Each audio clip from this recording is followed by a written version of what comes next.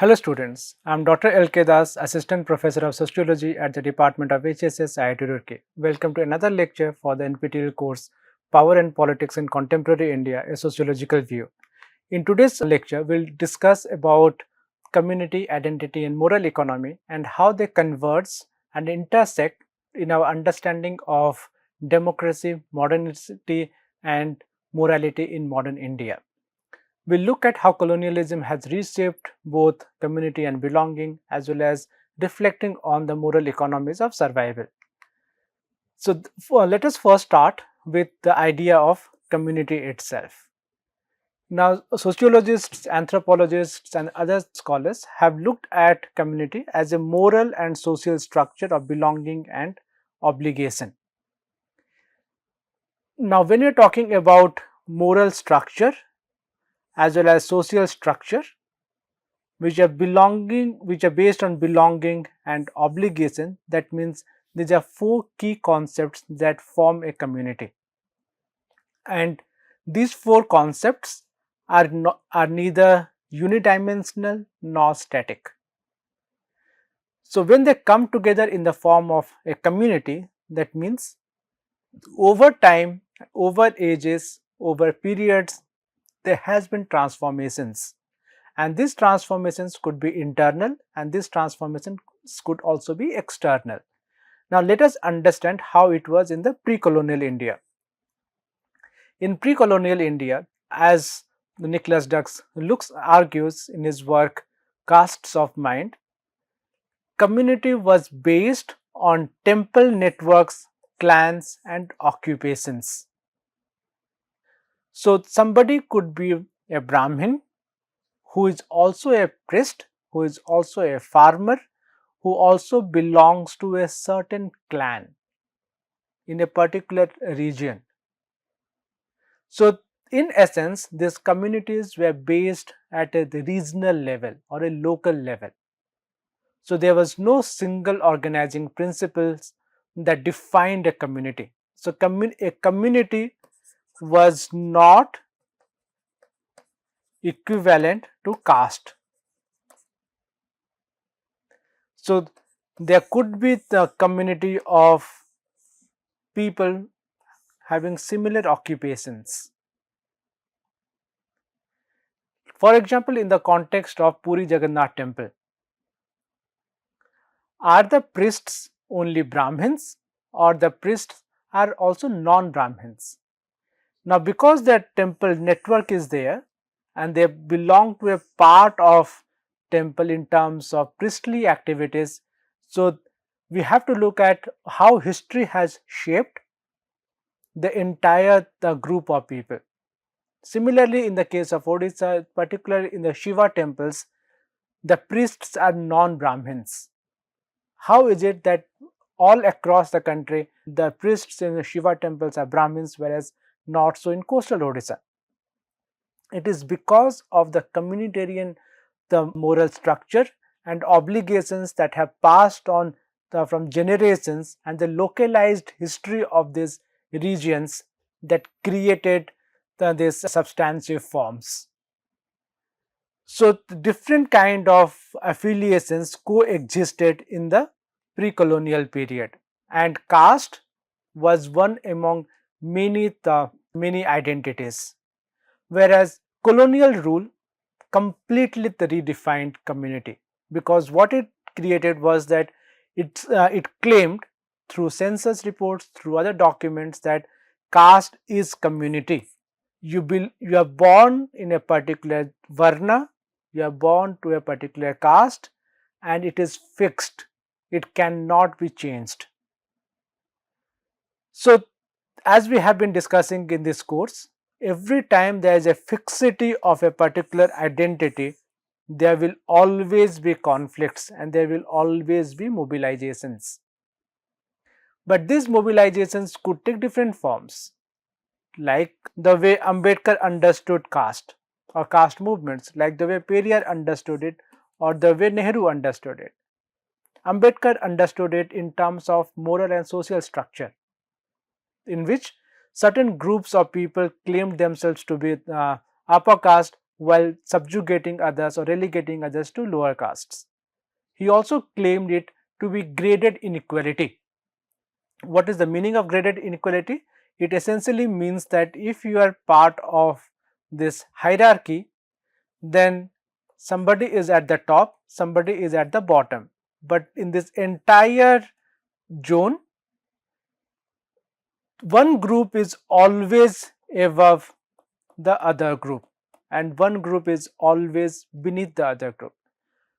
So this entire middle portion is fighting with itself among others to gain ritual superiority. Periyar, on the other hand, completely denounced it. He understood it as a cruel system and there is no role for the caste in a modern context. Nehru argued that okay, caste and community could be same, but it can be done away with. So understanding community within kinship relationships, within moral structures is very significant. So British administration, as I said, as Nicholas Dirks has been arguing about, created an idea of community in the image of caste. And through colonial interventions, politics emerged as part of this modern caste. So caste in India is not a primordial identity. Rather, caste in India is as modern as democracy in the post 1950 India.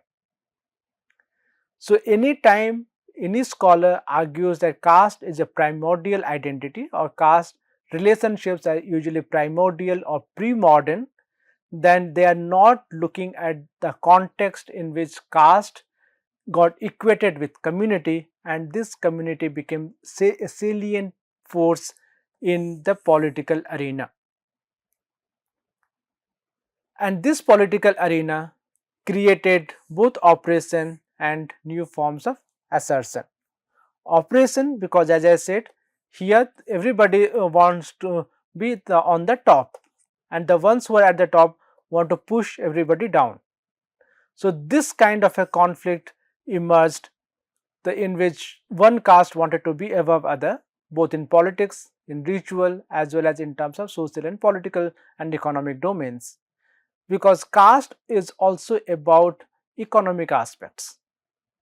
If you belong to a particular caste and if that caste has its groups in powerful positions, then the recruiters of these powerful positions will always go back to their own caste groups to recruit for those positions rather than to go to others, because their affiliation, their obligations lies with this particular caste. That is another reason why during the colonial period as well as in the post-colonial period, we see caste associations or we see certain positions always getting filled with people from particular castes and many a times particular jatis within those castes. So colonialism, according to Nicholas Dirks, created this monster of caste or a singular identity of caste through its ethnographic surveys and censuses and through its idea of divide and rule. Because the more divisions that are there or most crystallized divisions that are there in Indian society, the better and easier it is to rule, not govern, to rule. Because if you remember our discussion on Ranajit Guha, he very clearly argues that the colonial state in India was a dominant state. Its arena of rule was about domination, not about hegemony. So domination can only be attained if and only if we see the crystallization of different categories. But when there is crystallization, each group is fighting for its own rights and for its own benefits rather than all of them coming together as one single unit. The next concept we are going to discuss today is that of identity. Now, scholars have identified or described identity as self and social recognition, which is always relational. And if you again go back to our model of social inequalities and Ambedkar's assertion of graded inequality, that means we are talking about relationality. If somebody is here, and somebody is falling into these different categories, that essentially means that there is a relation between them and there is no identity which is exclusive in nature, because unless and until it is relational, no identity can propagate itself. And if you remember our discussion on Bourdieu, what did he say? Many of these relationalities and many of these identities become part of our habitus, because they become part of our habitus by the way we internalize them and the way we are socialized with them, so that these hierarchies become what? These hierarchies become naturalized. Why? What is the role of Kshatriyas in society? It is to defend the nation. What is the role of Vaishyas in society? It to do commerce and to work with money. What is the role of Shudras in society? It is basically to serve others. And what is the role of the ex untouchables or the panchamas? It is to remain outside and to be always dependent on this pyramid. So, this relationality gets embodied because everybody is accepting their position as they are. And when this acceptance happens, then the layers and situational aspects become too difficult to even recognize. So, identities are again very contextual, very layered and very situational. So, Nicholas Dirks would argue that if we want to understand identity, democracy, caste in the Indian context or in any context for that matter, we have to look at what interventions or what colonial interventions made to those categories. As he had discussed before, in the pre-colonial period, there were a number of different groups that were existent, among whom caste was only one category, or being a woman is only one category. So, those one or singular categories are usually fluid in nature, because the fluidity lies in your own position of belonging to different categories at the same time.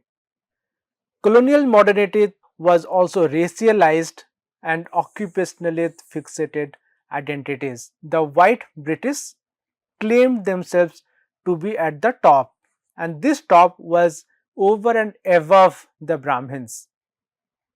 Now, the Brahmins who had light skin, they claimed that they are closer to the ruling class or the ruling race of the white British, and the ones who are darker complexion or skin color, they were relegated that they can never be part of the ruling elite. But as I said, anytime there is crystallization of the identity happening, then there is a form of assertion against it, because the ones at the top, they will always like their position. But in a situation of graded inequality, the ones who are not at the top, they would always like to go over and above others. But for Ambedkar in the post-colonial as well as in the late colonial and post-colonial India, he looked at identity in terms of emancipation. It's not just about getting some political benefits. Rather, how are we reinventing ourselves? Reinventing ourselves by moving out of this graded inequality and this form of hierarchy itself, where there are horizontal differences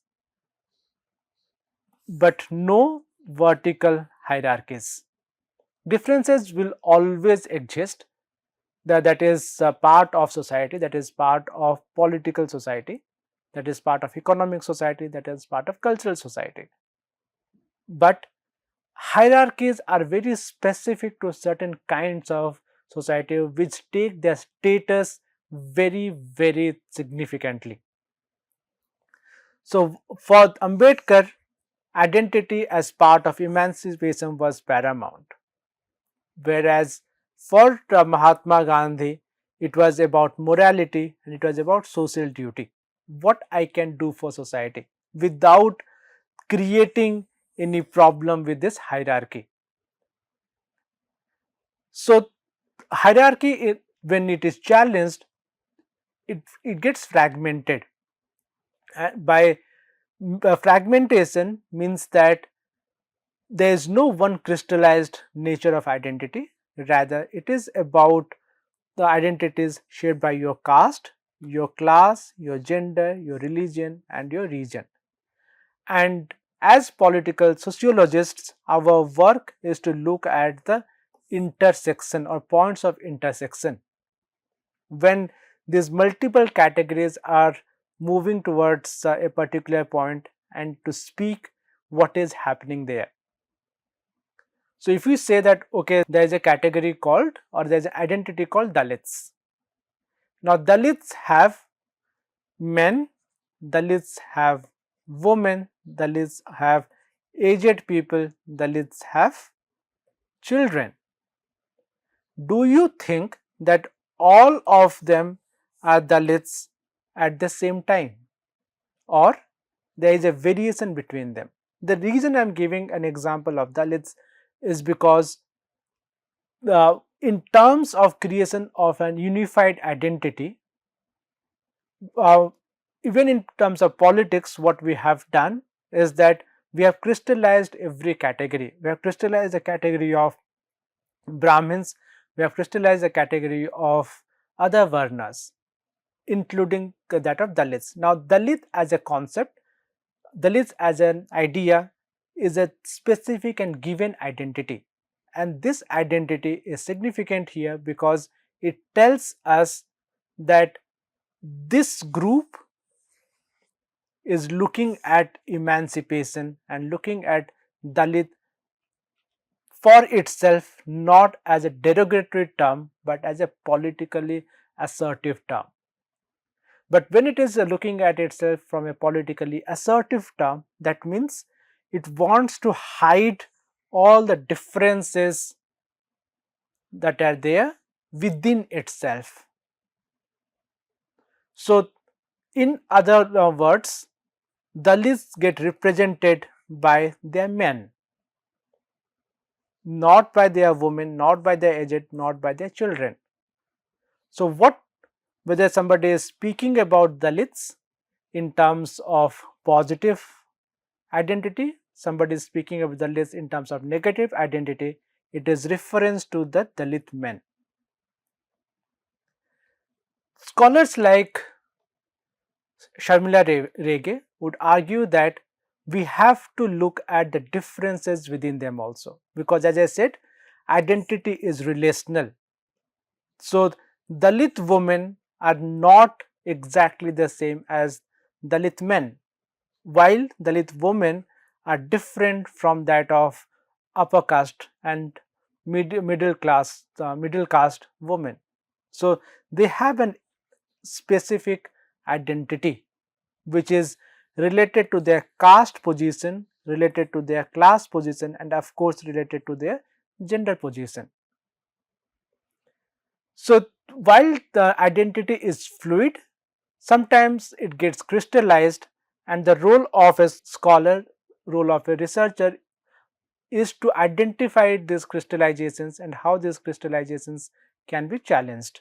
So, Dalit and upper caste identities are also about modern, Dalit identity being modern, constitutional and emancipatory, and upper caste being castelessness.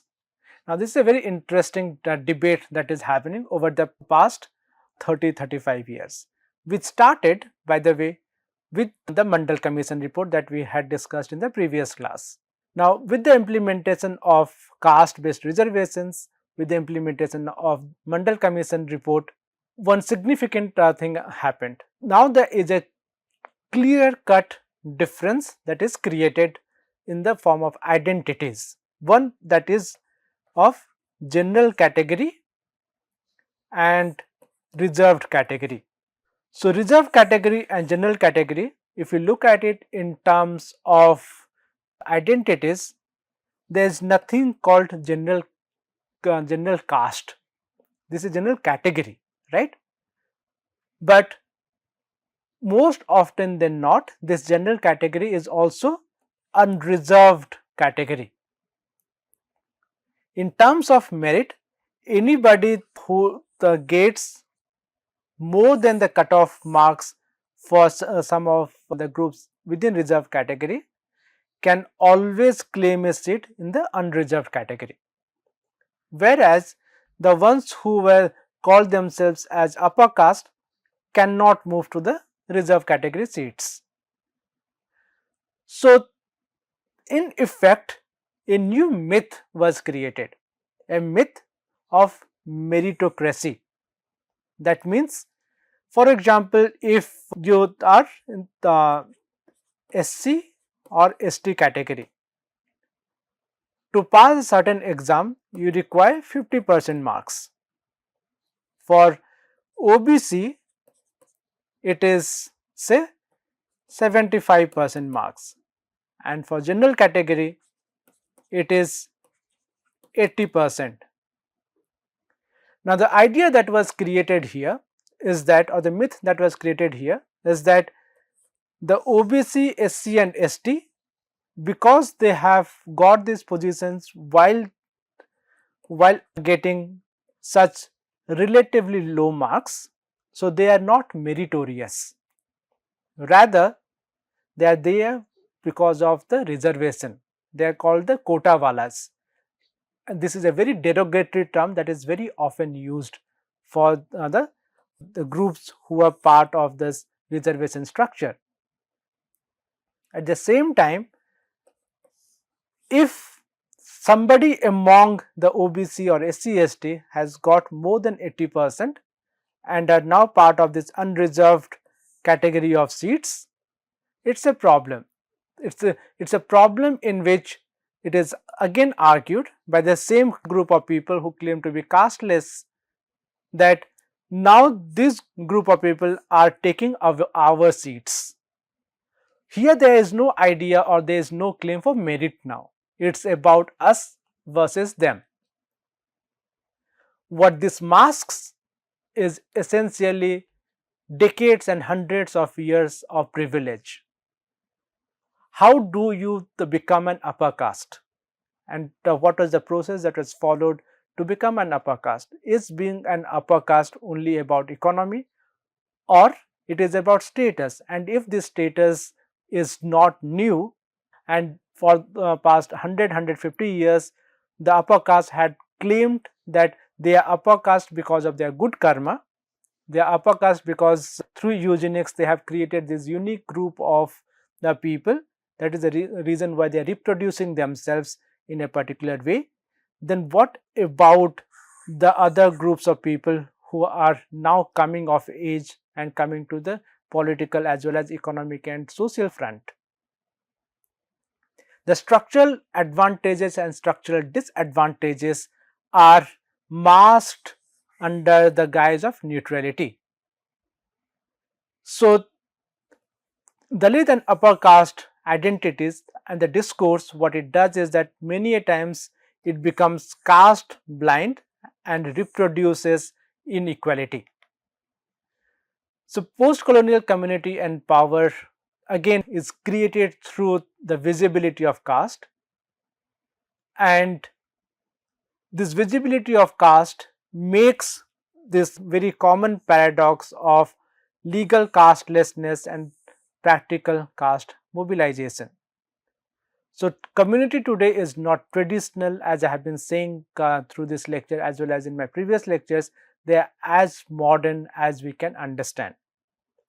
And we need to, as I had discussed here also, we need to understand what are the internal dynamics, internal differences and internal hierarchies that are there within the scheduled caste, scheduled tribes, other backward classes, as well as within the so-called upper castes. Therefore, if we claim that a nation is an imagined political community or nation is an imagined community, then in the Indian context, this community is the site of both solidarity as well as exclusion. Exclusion of certain groups while creating solidarities between certain groups of people, and the contestation and the coalition building between these groups creates new forms of political realities. The final concept that we are discussing today is that of morality and moral economics. Now, moral economics is about moral values, about justice, about someone's idea of egalitarianism, and about justice and dignity. So, initially, the idea of moral economy was propounded by E.P. Thompson when he is talking about the working class in England, and how the working class protest is not just about the work they are doing, it's also about the subsistence rights, it's also about what they consider to be just. So this is where justice or the core idea of justice itself is significant. It was further elaborated by James Scott when he was working in and among the Southeast Asian peasants, and claimed that for them moral economy is about subsistence, and anybody and everybody who tries to subvert the subsistence idea, peasants would resist. But peasants don't always resist overtly. Rather, they use a daily form of a covert form of subversion in which they would not work, or they delay the work, or sometimes, for example, when the landlord is moving alongside them, they will just spit on the other side, or they will to make faces. So, this way a form of resistance is also happening when this moral economies are influenced, and moral economy, as I said, is about justice, fairness and survival. Nobody should uh, should challenge the survival ethics of both farmers as well as workers. In the Indian context, this has been utilized and expanded to different groups of people to study power, obligation and ethics in livelihood. So, economy here is linked to culture and dignity. Very interesting, right? Because economy is usually linked with markets, not with culture or with dignity. But moral economies are always about moral values, about now what people think is right. But again, in a recent paper, Gayatri Nair is looking at moral economy and looking at this phenomena as I discussed about Dalits. So, she argues that even when we are talking about moral economy, we have to look at the different kind of issues that are there within it. For example, what is the role of women? What is the role of class? And what is the role of identity as well as economy in these economies? Moral economy cannot be understood as an umbrella term. It cannot be understood as an all-encompassing term. The moment we understand moral economy as an all-encompassing term without hierarchies, without differences within itself, we are making a gross misjudgment, and our analysis of it will never be holistic or never be complete. So, that is the reason why moral economies can never be entirely pure or entirely static. We have to look at caste, class and gender in order to understand them. So, the labor rights, land struggles, informal work ethics, they are all part of the same subsistence ethic, They are all part of the regime of justice, regime of struggle, regime of feeling that we get justice and we are not been wronged. So when we link community identity and moral economies, we understand that in the Indian context, all of them are entangled with each other. We have community which is not equivalent to caste, we have identity which is not equivalent to caste, which we have moral economy which is not equivalent to caste. Rather, they encompass multiple identities, they encompass multiple differences and multiple hierarchies. And once we look at each one of them as separate verticals, we also have to look at them within the broader framework of societal relationships at the level of specific contexts as well as at the level of broader categorizations. So, in a conclusion, we can say that communities are historically dynamic, restructured by colonialism and politics. Identities are fluid, contested, foundational for modern citizenship, and moral economy is about an ethics of livelihood reshaped by class and justice. And together they unveil India's social fabric of inequality and hope. Inequality in terms of persistence of caste and similar kind of inequalities, caste, gender, region, so on and so forth, and hope in terms of democracy, that through the democracy, through struggles, we can achieve something good. So these are further readings that you can go through, and these are very significant in our understanding of these three concepts in the Indian context. Thank you.